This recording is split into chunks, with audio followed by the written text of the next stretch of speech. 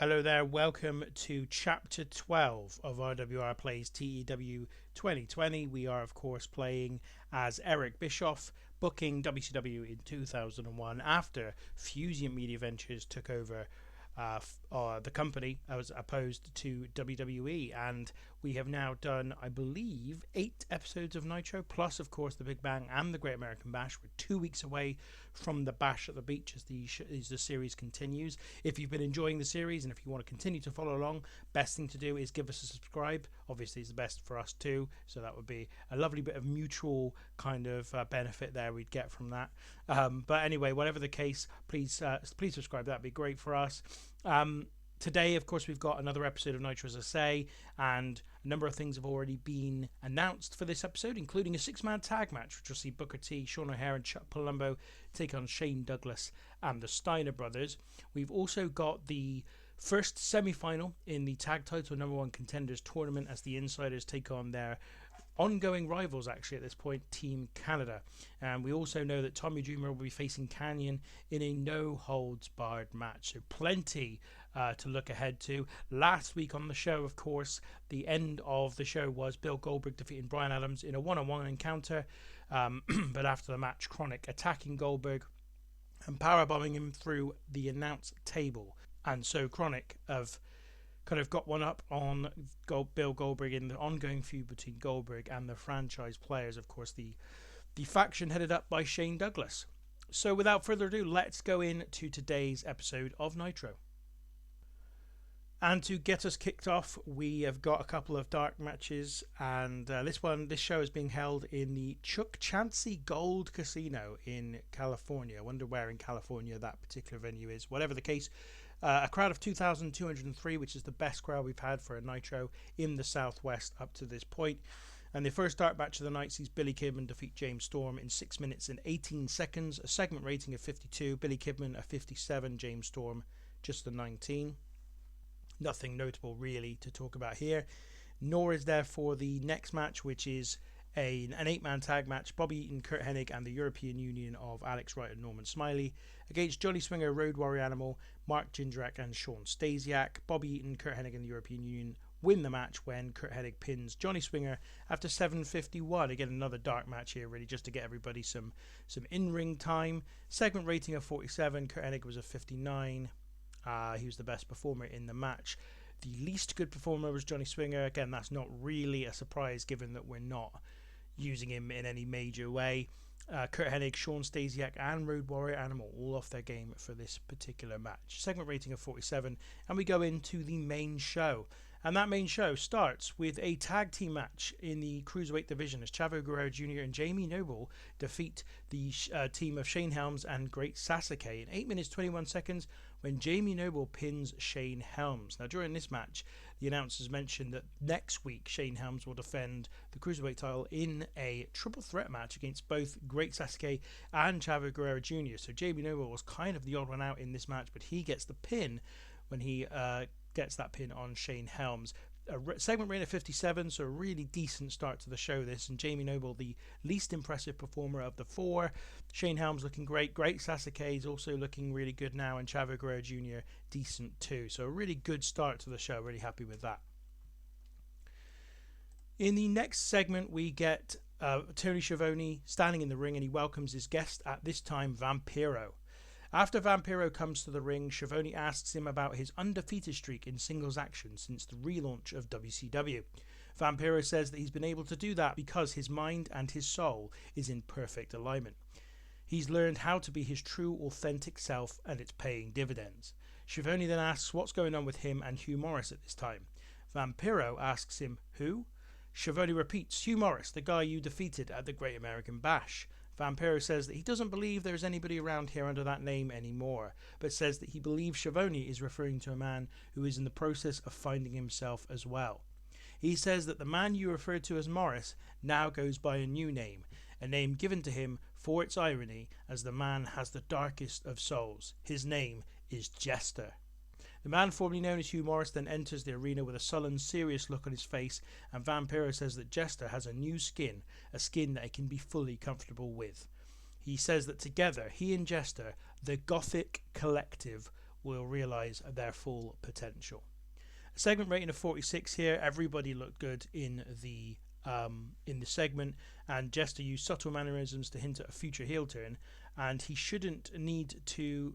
It's not a future heel turn anymore. That's what I was about to say. Not very well, because we are about to change his gimmick, and we're going to complete the turn. So he's now got a troubled soul gimmick. That's his new kind of gimmick, and it got an initial rating of adequate.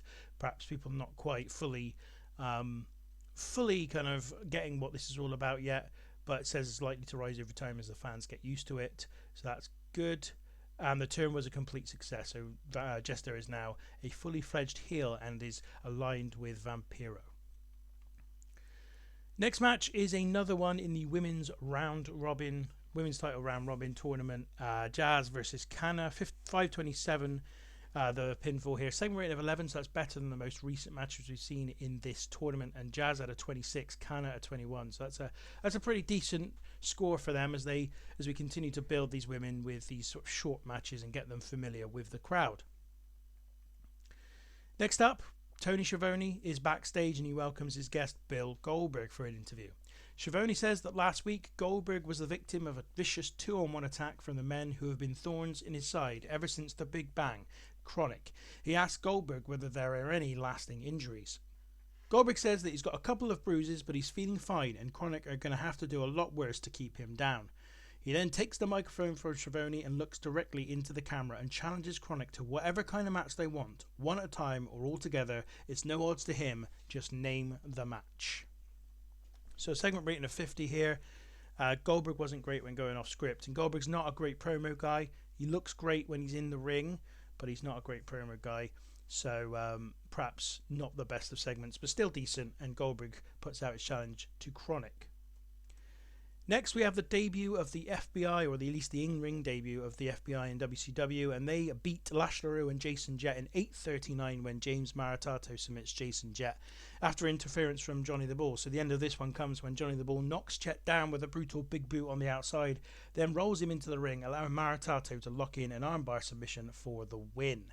And you can see here, segment rating of 37, which is not great. Frankie Cicero, which is the former Tony Mamaluke, is only got a 27, but James Maritato looked good here, 40. Jason Jett and Lash LaRue are fine.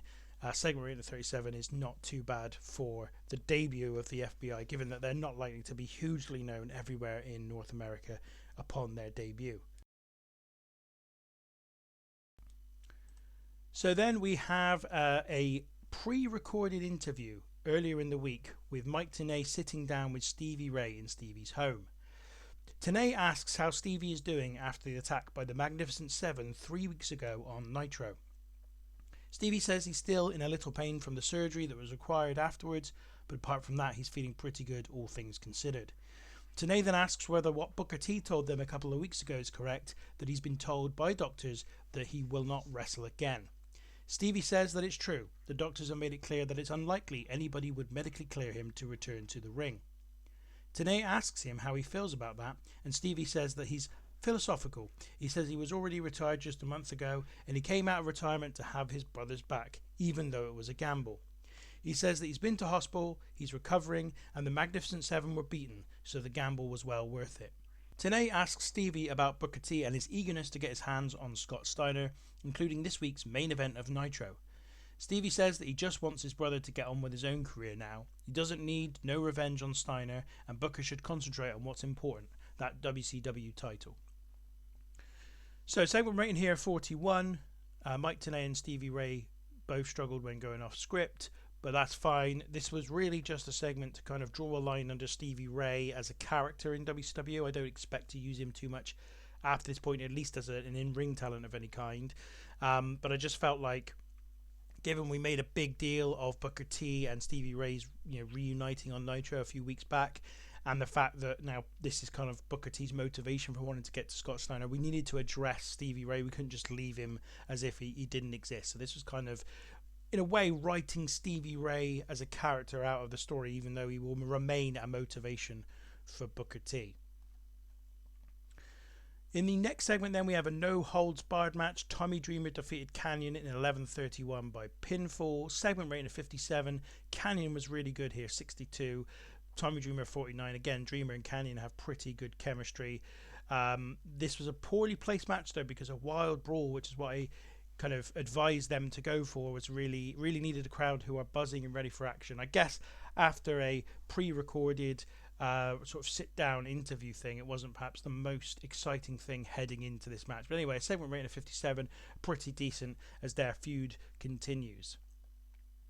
Then after this, we have Bam Bam Bigelow and Kanyon attack Tommy Dreamer until Terry Funk turns up and makes the save. So Bam Bam Bigelow gets in the ring after the match and attacks Tommy Dreamer.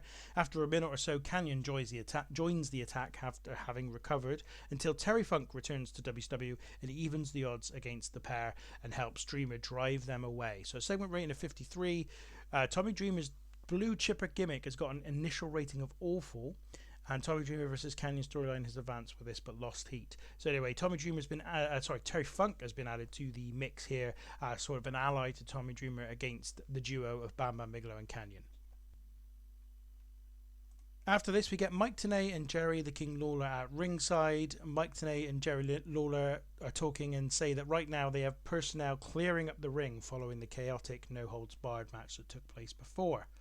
Today reminds everyone that the main event at Bash at the Beach is going to be Booker T defending the WCW title against Shane Douglas, and they can now exclusively reveal that following Goldberg's words earlier on the show, they have now gotten word that Goldberg will face Kronik in a tornado handicap match at the Bash at the Beach as well. Tenay then says that before Bash at the Beach, next week's episode of Nitro will include the final semi-final match in the tag team title #1 contenders tournament between the Steiners and Sean O'Haire and Chuck Palumbo, and also a cruiserweight title 3-way match pitting Shane Helms versus Great Sasuke versus Chavo Guerrero Jr. Lawler then tells Tenay not to get too far ahead of himself because we still have a massive main event on tonight's show as Booker T, Sean O'Haire and Chuck Palumbo face the Steiner brothers and Shane Douglas, and coming up after the break, the Insiders are up against Team Canada in a huge grudge match and the first of the two semi-finals in that tag tournament. Segment rating of 62 here as the announcers kind of hype up everything that's still to come, not just tonight but also in the next couple of weeks. After that break that Jerry Lawler talked about, we do have the Insiders versus Team Canada. And in this one, DDP gets the win for his team with a diamond cutter on Lance Storm after 15 minutes and 24 seconds. A really good match, one of the best we've seen so far in WCW with a segment rating of 74. That is largely down to Kevin Nash, who's been excellent in ring so far in this series. He's at a 72, DDP is 66. Mike Awesome a 64 and Lance Storm a 62, but a really good match and obviously a big part of their feud too. Then we have backstage Tony Schiavone introducing his latest guests, the Cruiserweight Tag Team Champions of the World, Rey Mysterio Jr. and Billy Kidman. Schiavone says that he understands that the WCW Championship Committee has agreed to the proposal that they put forward for who they will face next for the tag team titles. Billy Kidman says that's right, they went to the Championship Committee and asked them to approve a title match between themselves and Air Raid at Bash at the Beach. Rey Mysterio Jr. added that they have been watching all the potential competitors in the Cruiserweight Tag Division and they have been impressed by the team, so wanted to give them a chance for the belt. So it is confirmed then, Rey Mysterio Jr. and Billy Kidman will defend the Cruiserweight Tag titles against Air Raid at Bash at the Beach. Segment rating of 43 here. Tony Schiavone and Rey Mysterio were pretty good, but Billy Kidman was terrible with no script to follow and his dialogue was a mess. So there you go. Next match sees Jeff Jarrett versus Kaz Hayashi, another very good match. Segment rating of 70 here. Jarrett a 70, Kaz Hayashi a 52. During the match, it is announced that following Team Canada's elimination from the tag title #1 contender tournament earlier, a battle royal will take place next week to determine a challenger for Mike Awesome's US title at the Bash at the Beach. This, meanwhile, is a regulation win for Jarrett. He gets a pretty straightforward victory. But they have great chemistry as well, so that'll be another reason why the segment rating was a 70. After the match, Jeff Jarrett goes outside the ring and grabs his guitar before getting back in the ring and seemingly contemplating hitting Kaz Hayashi with it. Before he can do so, however, Sting returns and makes a beeline for Jeff Jarrett, getting some shots in on him before Jarrett manages to escape, having suffered some minor blows. Jarrett then backs away up the ramp as Sting points to Jarrett, intimating that Jarrett is a marked man.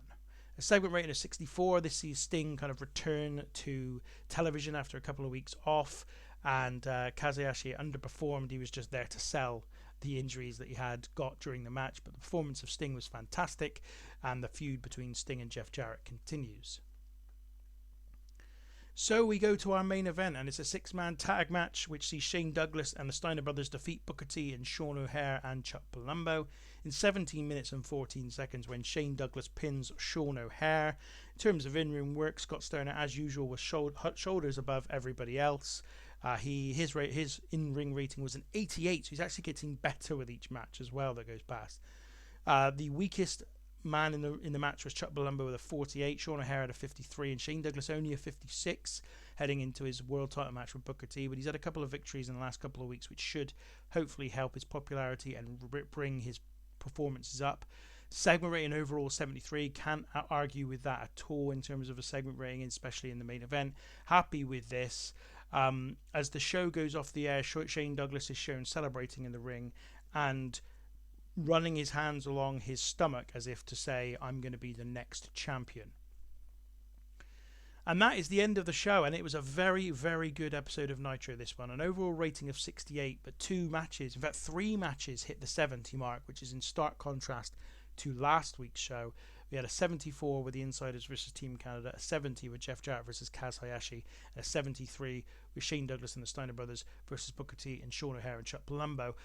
And I think if we take my previous sort of assertion that the double figure ratings here are, if you divide them by 10, then that is your kind of score out of 10 for what they are. That's 3 7 out of 10 matches on one episode of Nitro, so that's a really decent show indeed. It increased our popularity in 24 regions, as you might imagine, and just generally, yeah, it's a really successful show, this one. The first show, obviously, of July as well. And so there we go. That is this particular episode ended. We've kind of gone through everything that we've done for this week. We've got one more episode of Nitro before the Bash of the Beach. We'll be covering that Go Home episode of Nitro before the Bash of the Beach next time when we return. I'm just going quickly looking through this. 5-star match. Here we go. So Raw had another massively. Oh, look at this. The Rock defeated Kane, Hulk Hogan, and Chris Benoit in a 4-way match in the main event of Raw. Yeah, crazy. I think I did see a news story not too long ago which said that the Ultimate Warrior and Eddie Guerrero have formed a tag team in WWE as well. So it's funny sometimes the way the AI books their shows, but I mean, look, Raw is just pretty much every week coming up with 5-star matches. So there you go. Yeah, that 4-way match is now a top contender for the coveted Match of the Year award. In the meantime, the report of our show is again that the show was awesome, so I'm pleased with that, and as I said, the popularity continues to grow. So as I say, that is everything for this week. If you enjoyed today's episode, please give this video a like. It's always really, really helpful. And as I said, next time we'll be bringing you the Go Home episode of Nitro before the Bash at the Beach. Until that time, though, thank you very much for watching.